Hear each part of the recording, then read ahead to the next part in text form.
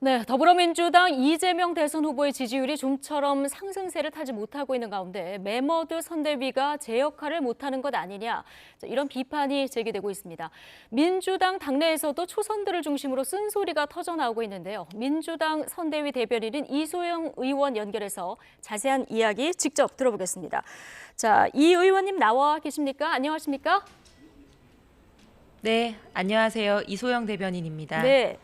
자, 당 안팎에서 위기다. 지금 이런 목소리가 요 며칠 나오고 있습니다. 그도 그럴 것이 지금 이재명 후보 지지율이 열세인 채로 상당 기간 지금 정체되고 있는 상황이거든요. 현재 상황 일단 어떻게 진단하고 계십니까?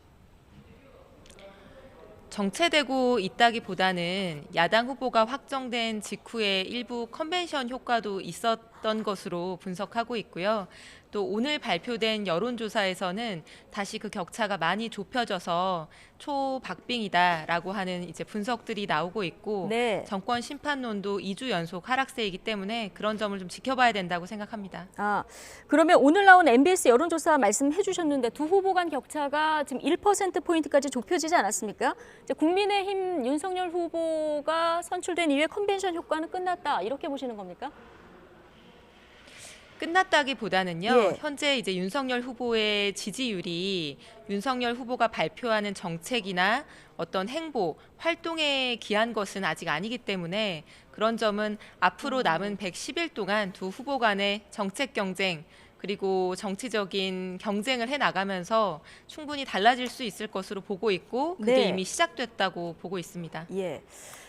자, 초선 의원들 사이에서 비판 목소리가 많이 나오고 있는데 오늘 SNS를 통해서 이탄희 의원께서 선대위 직책을 내려놓으셨습니다. 너목들 위원장, 그러니까 너의 목소리를 들으러 가는 위원회였는데요. 직책을 반납한 이후로 선대위가 민첩하지가 않다, 이렇게 지적을 하셨거든요.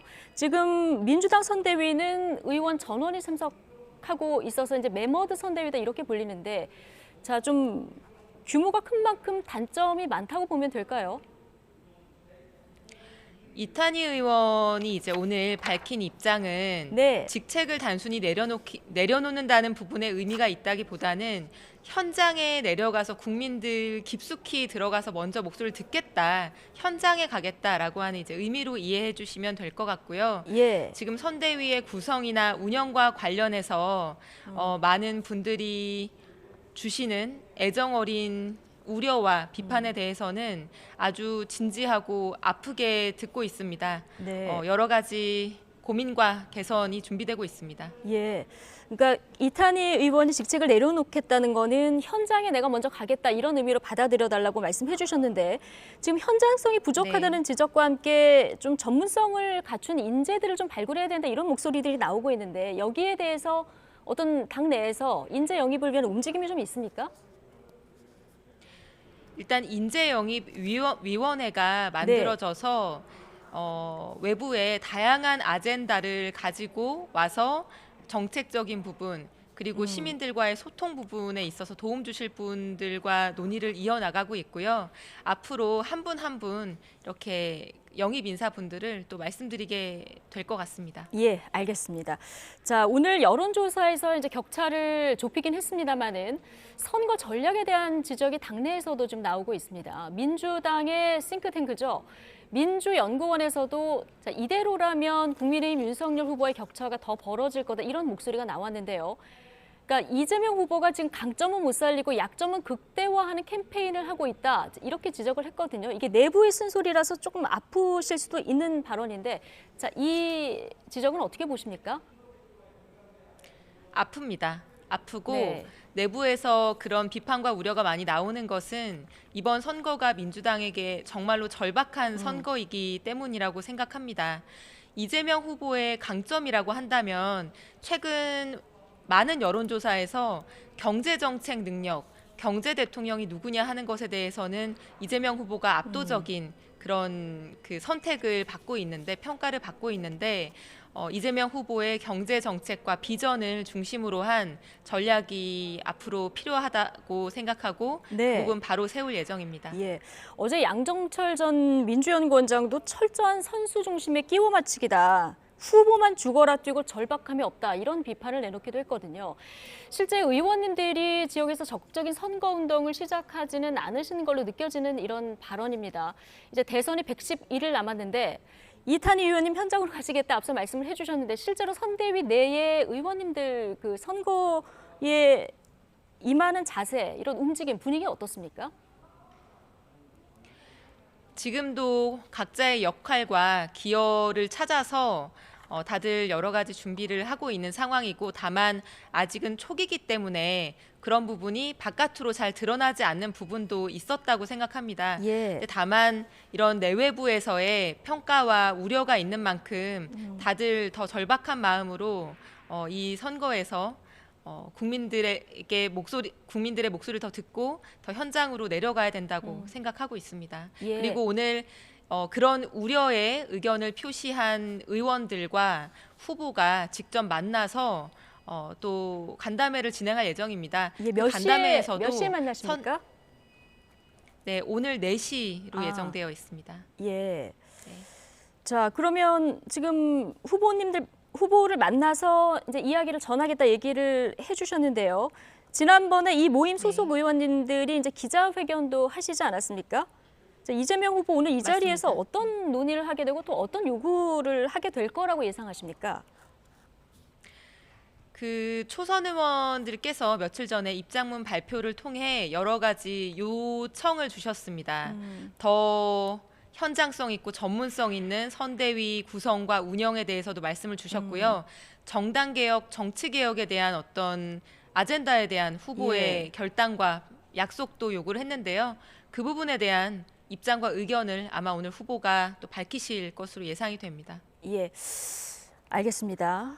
그리고 이번에 선거 전략을 조금 치밀하게 끌고 갈 구심점이 없다, 이런 컨트롤 타워가 없다, 이런 비판도 나오고 있는데 좀 누군가 구심점이 될 만한 인물이 필요하다 이런 지적도 나오고 있거든요. 구심점이 없다는 비판에 대해서는 예. 또 다양한 시각이 있을 수 있을 거라고 생각을 하고요. 지금 선대위가 체계가 꾸려진 지 얼마 되지 않아서 외부에서 보실 때 그런 의견이 네. 있으실 수 있지만 또 나름대로는 체계를 잡아가는 과정이라고 봐주시면 좋겠습니다. 예.